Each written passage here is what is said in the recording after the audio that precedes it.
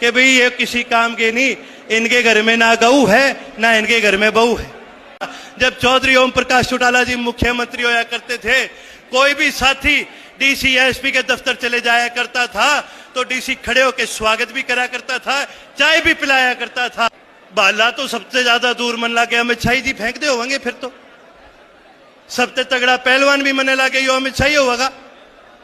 खिलाड़ी सबसे मजबूत हरियाणा प्रदेश के मेडल हम ले गया वहां, पहलवान मारे तगड़े, खिलाड़ी मारे तगड़े। और आप देश की खेल राजधानी बना रहे हो अहमदाबाद को। अरे खेल राजधानी बनानी है तो हरियाणा में लेके आओ, खेल राजधानी बनानी है तो रोहतक को बनाओ, जहां के पहलवान पूरी दुनिया में मशहूर है। ये सरकार ऐसी है, पर्ची पर्ची की सरकार है। किसान को लगातार सरकार कतार में खड़ा करने का काम करती है। या तो पर्ची बनाओ या आईडी बनाओ या फिर पोर्टल पे चले जाओ। आज जी मैं शर्त मार के कहता हूं, किसी भी आम आदमी का बटुआ खोल के देख लियो, उसमें रुपये कम पाओगे और उसमें यो आईडी फालतू पाओगी। कभी फैमिली आईडी, कभी आधार कार्ड, कभी प्रमाण पत्र, कभी कह देंगे जी यो थारा प्रॉपर्टी आईडी।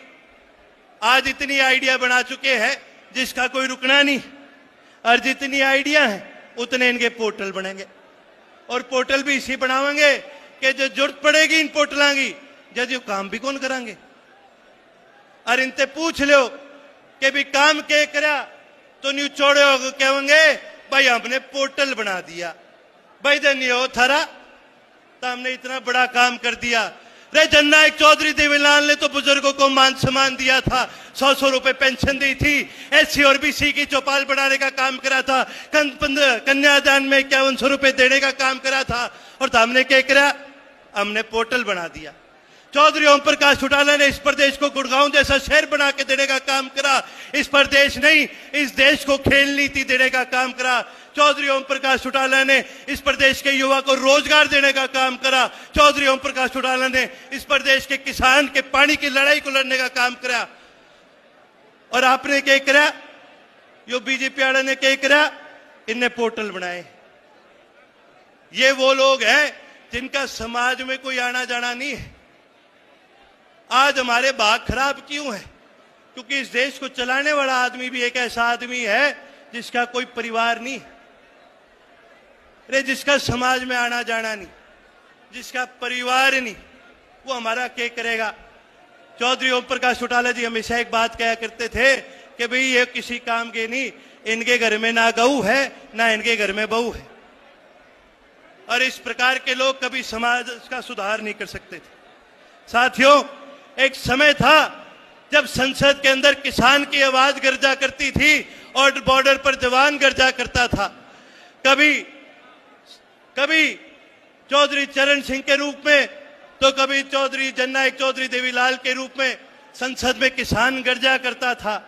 लेकिन आज की एक ऐसी सरकार है जिसने संसद तो छोड़ो, देश की राजधानी के राह भी जो है वो किसान के लिए बंद करने का काम करा है। जितनी सुरक्षा भारत पाकिस्तान के बॉर्डर पर नहीं लगती, उससे ज्यादा सुरक्षा, उससे ज्यादा बड़े बैरिकेड इन्होंने दिल्ली के चारों तरफ लगाने का काम करा, ताकि इस देश का किसान गलती से दिल्ली ना पहुंच जाए। यह आज इस प्रदेश के और देश के हालात हो चुके हैं।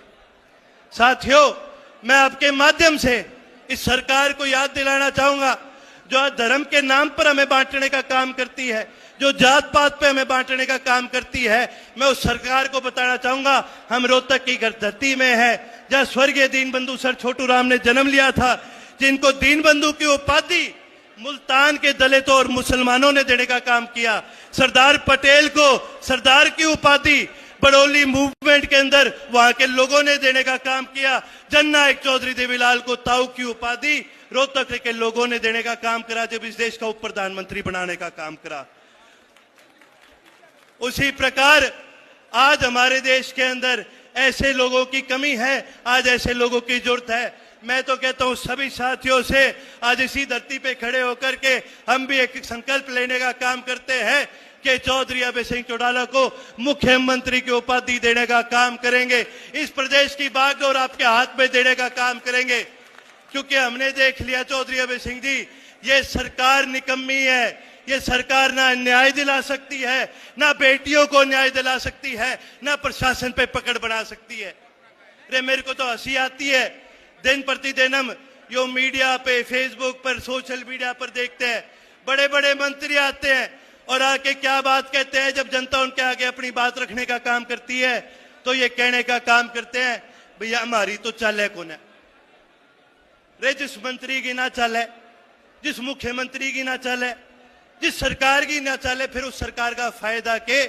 हमें तो सरकार ऐसी चाहिए जैसी सरकार जननायक चौधरी देवीलाल की थी, जिसमें मंत्री की नहीं आम जनता की चला करती थी। साथियों, मैं आपको उस समय याद दिलाना चाहूंगा जब चौधरी ओम प्रकाश चौटाला जी मुख्यमंत्री होया करते थे। कोई भी साथी डीसी एसपी के दफ्तर चले जाया करता था तो डीसी खड़े होकर स्वागत भी करा करता था, चाय भी पिलाया करता था और साथ में अपने काम भी करा करता था। और आज प्रदेश के यह हालात हो गए, आम आदमी छोड़ो, जो कोई एमएलए मंत्री भी इनके द्वार पर चले जाए, आधा घंटा उसने बाहर बिठा जाएंगे, कह देंगे डीसी साहब तो मीटिंग में बैठे हैं, बाद में मिलांगे। यह हालात इन लोगों ने आज हमारे प्रदेश के कर चुके। साथियों, मैं ये एक चीज कहना चाहूंगा कि हम तभी मजबूत हो सकते हैं जब हम संगठित होकर के दोबारा अपनी आवाज को इस देश की विधानसभा में मजबूती में पहुंचाने का काम करें, जब इस देश की सबसे बड़ी संसद में हम अपनी आवाज को पहुंचाने का काम करें। साथियों, पंजाबी में कहावत है, पेट ते ना पई रोटियां, सारी गल्लां खोटियां। इस सरकार ने केवल जुमले देने का काम करा है और इसका नुकसान सबसे ज्यादा किसको उठाना पड़ा? हमारे प्रदेश के युवा को उठाना पड़ा। आज साथियों, हरियाणा प्रदेश में कितने ऐसे सैकड़ों गांव हैं जो आज खाली हो चुके हैं। करनाल में गोलपुरा, जींद में दुराना, मोरखी, कालवा, कैथल में मोटोर, ये ऐसे गांव हैं जहां पर आपको युवा नहीं मिलेंगे। आज वो युवा बेचारा बन चुका है, मजबूर हो चुका है, अपनी जमीनें गिरवी रख के डंकी रूट से बाहर जाने का काम कर रहा है। और सरकार के लिए भी कितनी दिक्कत की बात है और उनके परिवार के लिए भी कितनी दिक्कत की बात है। कई बार युवा की मृत्यु हो जाती है, परिवार को महीने महीने इंतजार करना पड़ता है, 2-2 महीने इंतजार करना पड़ता है, वो युवा वापस कभी अपने परिवार के पास नहीं पहुंच पाता। आज हमारे प्रदेश के हालात ये दिन प्रतिदिन बदतर करते जा रहे हैं। एक समय था जब हरियाणा खेल के अंदर खेल का सबसे बड़ा प्रतीक माना जाता था। भाइयों, मैं आपको बताना चाहूंगा, कॉमनवेल्थ गेम में आज तक कुल मिला के भारत देश ने 560 मेडल जीते और उन 560 मेडल में से हरियाणा प्रदेश के युवाओं ने, हमारी बहनों ने, हमारे भाइयों ने 163 मेडल जीतने का काम करा है। और तुलना करके बताना चाहूंगा कि गुजरात के खिलाड़ियों ने आज तक केवल 3 मेडल जीते। अब आप सोचोगे ये बात क्यों बता रहा हूं? ये बात इसलिए बता रहा हूं कि थोड़े समय पहले देश के गृह मंत्री अमित शाह ने यह ऐलान करा था कि देश की खेल राजधानी अहमदाबाद को बनाया जाएगा। भाई यो भी ठीक है, बाला तो सबसे ज्यादा दूर मन लागे अमित शाह जी फेंक दे होंगे, फिर तो सबसे तगड़ा पहलवान भी मन लागे यो अमित शाह होगा। खिलाड़ी सबसे मजबूत हरियाणा प्रदेश के, मेडल हम ले गया वहां, पहलवान मारे तगड़े, खिलाड़ी मारे तगड़े, और आप देश की खेल राजधानी बना रहे हो अहमदाबाद को। अरे खेल राजधानी बनानी है तो हरियाणा में लेके आओ, खेल राजधानी बनानी है तो रोहतक को बनाओ, जहां के पहलवान पूरी दुनिया में मशहूर है। साथियों, ये सरकार तो देती है जुमले, ये बात करते हैं वन नेशन वन इलेक्शन, कि एक ही बार में यो अपना कांटा फिट बिठाने की बात करें। अगर इन्हें बात करनी है तो वन नेशन वन एजुकेशन की बात करो, one nation one health care की बात करो। साथियों, राम मनोहर लोहिया जी एक बात क्या करते थे, वो कहते थे कि जब तक वन नेशन वन एजुकेशन नहीं होगा तब तक किसी भी प्रदेश का विकास नहीं हो सकता। और इस सरकार ने क्या करने का काम करा? वन नेशन वन एजुकेशन तो दूर की बात, इन्होंने तो स्कूल बंद करने का काम करा है। आज दुख की बात है, हरियाणा में सरकारी स्कूल कम है और सरकारी ठेके ज्यादा खुली है। आज दुख की बात है कि हरियाणा प्रदेश के अंदर आज जो सरकारी स्कूल है, ना तो उनके अंदर मास्टर पाओगे, ना उनका ढांचा ऐसा पाओगा जहां पर बच्चे पढ़ सके। सरकार, साथियों, मैं बताना चाहूंगा, डॉक्टर अंबेडकर हमेशा कहा करते थे कि शिक्षा ऐसा दूध है जो पिएगा वही दाढ़ेगा। लेकिन दुख की बात यह है कि सरकार ने साजिश के तहत हरियाणा प्रदेश के स्कूलों को कमजोर करने का काम करा है। अरे आज तो सारी दुनिया, कोई एआई की बात करे, कोई मेटा की बात करता है, कोई चैट जीपीटी की बात करता है। आज दुनिया तो एआई की बात कर रही है, लेकिन ये सरकार हमें स्कूल में पढ़ाने की क्या बात कर रहे हैं? ये सरकार हमें स्कूल में बाल नरेंद्र पढ़ाने की बात कर रहे हैं। साथियों, मैं एक चीज बताना चाहूंगा, ये लोग इतिहास बदलने की कोशिश कर रहे हैं, लेकिन इनको आपके माध्यम से एक चीज बताना चाहूंगा, इतिहास वही रचते हैं जो संघर्ष करा करते हैं।